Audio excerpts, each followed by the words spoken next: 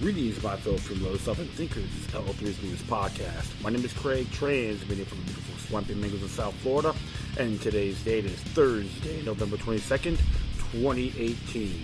So let us begin.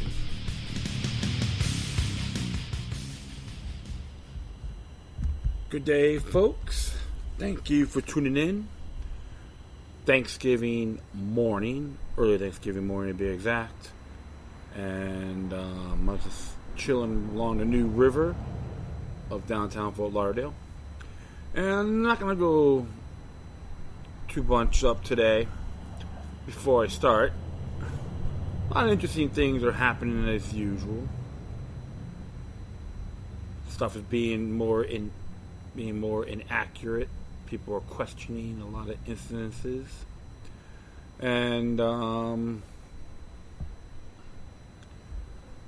other things as well, and what's going on worldwide. So much information, reports, even I have problems catching up on it. So this is how it is, and this is why it's great. Everyone starts sharing their views, boom, we'll be alright. Nothing's going to be perfect, of course. So keep your head up, straight through. Be the vigilant one out there. So, I know everyone's having a controversy about the whole caravan ordeal. I gave you my intakes on both sides the best I can. So, this one came from Custodian News. Yeah, you got some people hanging out. They're all getting a little bit highly intoxicated, so when they get their hangover for Thanksgiving dinner, they can deal with all the retortions, in-laws, etc. That's okay. So, we'll start off here. I only want to be narrating. It came out a few days ago, I'd say. Probably the 19th to be exact. It says here how the U.S. creates shithole countries. A new collection of essays edited by former Congresswoman Cynthia McKinney clearly shows that it is the U.S. that is largely responsible for the poverty and suffering in these very nations. It's by Robert Fantina. 2 years ago, the world has become accustomed to being shocked by the words and actions of the United States President Donald Trump. In January of this year, he showed again his lack of diplomacy, tact, and common decency, which he referred to many poorer countries as shithole countries, asking, why do we want all these people from shithole countries coming here? Former House of Representatives Cynthia McKinney, in the new book she has edited, How the U.S. Creates Shithole Countries, this is by Clarity Press, has gathered a collection of essays, including one of her own, that clearly shows that it is the U.S. that is largely responsible for the poverty and suffering in these very nations.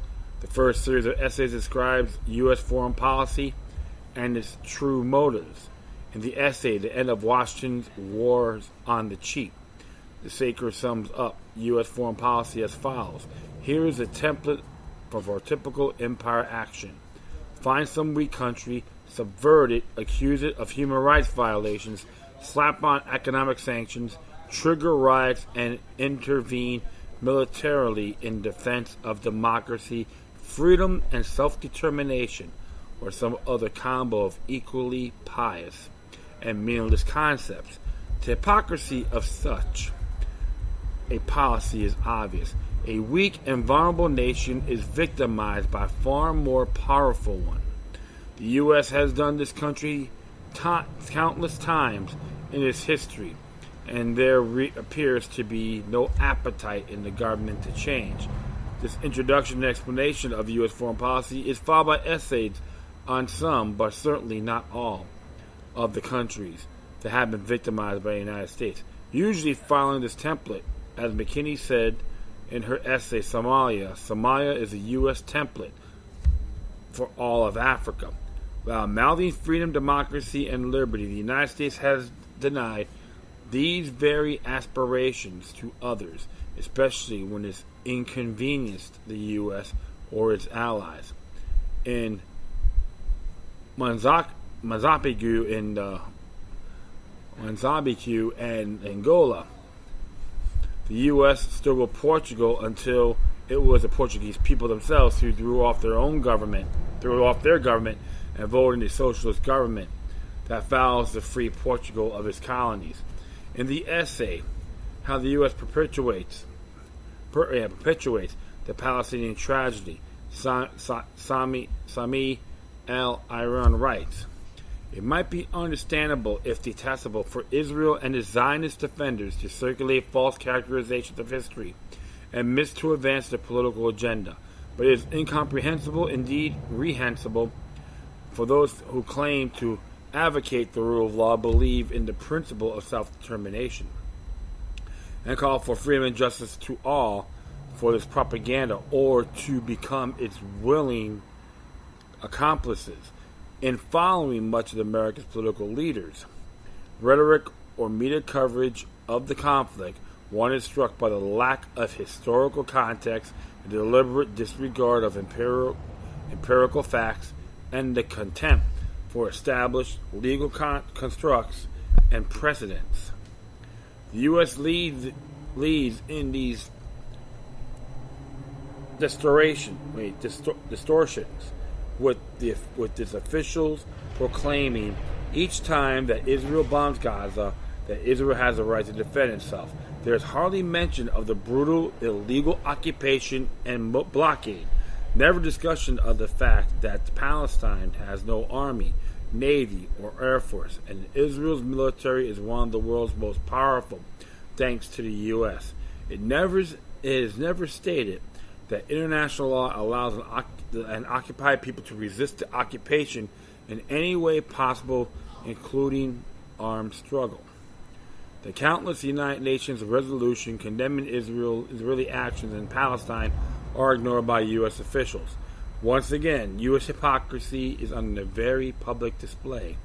The third section of this informative book describes the United States' mostly successful efforts to camouflage its vile intentions and international crimes. Christopher Black, in his essay Western Imperialism and the Use of Propaganda, clearly articulates how this is done. The primary concern U.S. government officials have in order to preserve their control is for the preservation of a new feudal mythology that they have created. That the world is a dangerous place, that they are the protectors, that the danger is omnipresent, eternal, and omnidirectional, comes from without and comes from within. The mythology is constructed and presented through all media, journals, films, television, radio, music, advertising, books, the internet, and all its varieties. It's interesting there, folks. You always gotta see things a little more thorough, alright? And so it says here, all available information systems are used to create and maintain scenarios and drama to convince the people that they, the protectors, are all the good and all others are the bad. We are bombarded with this message instantly. Our memories are short indeed if we have forgotten both President George W. Bush and the Secretary of State Colin Powell telling the world from the United Nations the blatant lie that Iraq had weapons of mass destruction, threatening civilization. We are not paying attention if we are unaware of many of the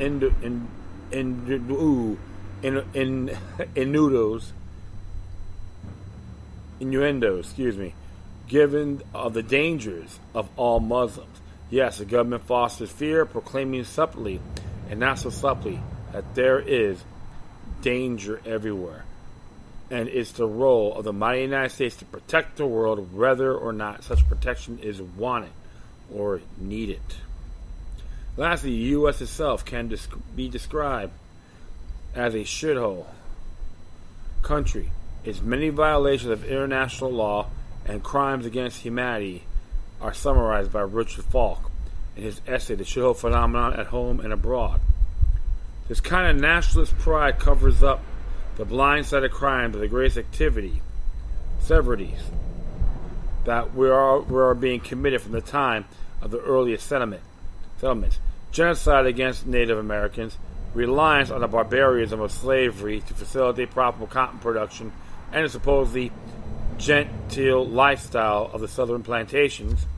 This unflattering national picture should be enlarged to include exploitation of the resources and goodwill of the people throughout Latin America, who, once freed from Spanish colonial rule, quickly found themselves victimized by American gunboat diplomacy that paved the way for American investors who were joined in crushing these bold and brave enough to engage in national resistance against the abuse of their homelands. The final essay is a report of the Special Rapporteur on Extreme Poverty and Human Rights on his mission to the United States, authored by Philip Alston.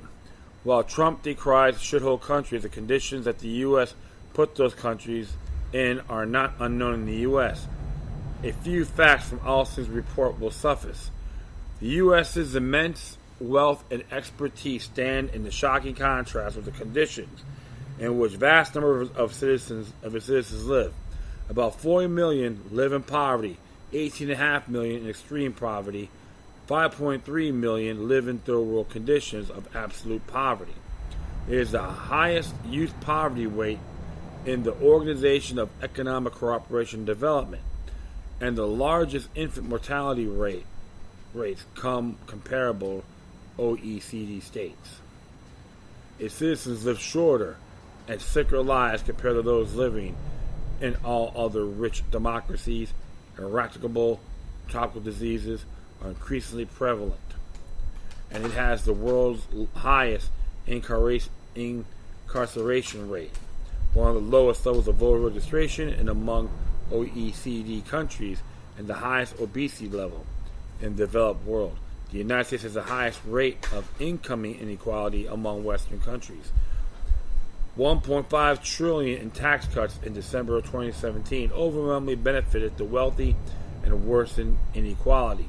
For almost 5 decades, the overall policy response has been neglectful at best, but the policies pursued over the past year seems deliberately designed to remove basic protection from the poorest, punish those who are not in employment, and make even basic health care check into a privilege to be earned rather than a right of citizenship.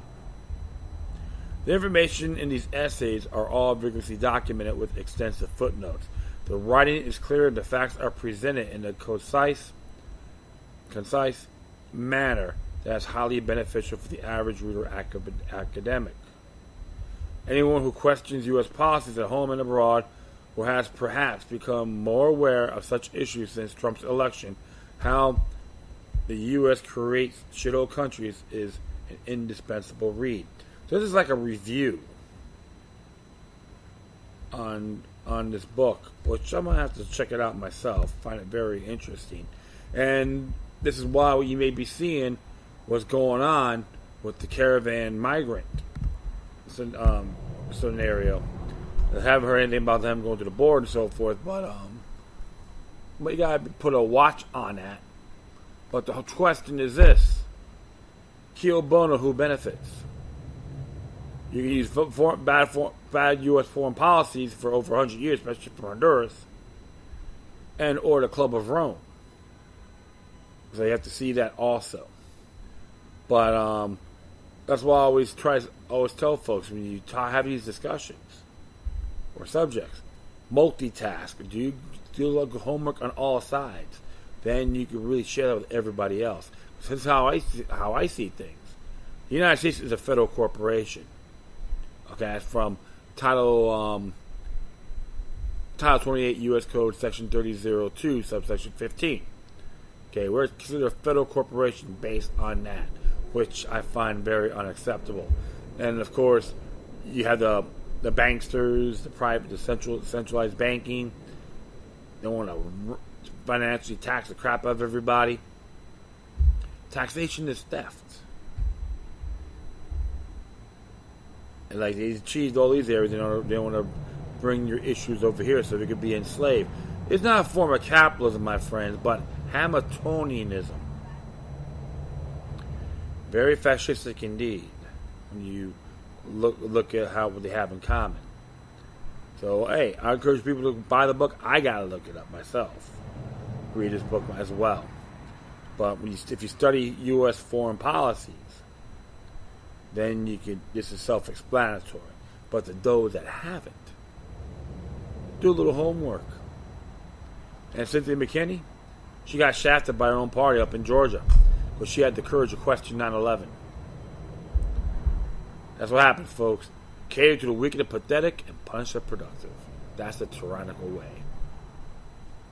And that is it. Kept it simple today. I thank everyone for listening. Plus, feel free to download and share us on social media networks. Questions, comments, we send something interesting, man, I'll check out. Whatever you do, please send your correspondence with decorum. And many of you have. Agree, disagree is okay. I thank you. All right. Once again, thank you for your time. Plus, always remember that demoniac resistance is healthy for the soul and can liberate humanity. Until next time, take care of yourselves. Keep on spreading love. And may your guardian spirits be with you.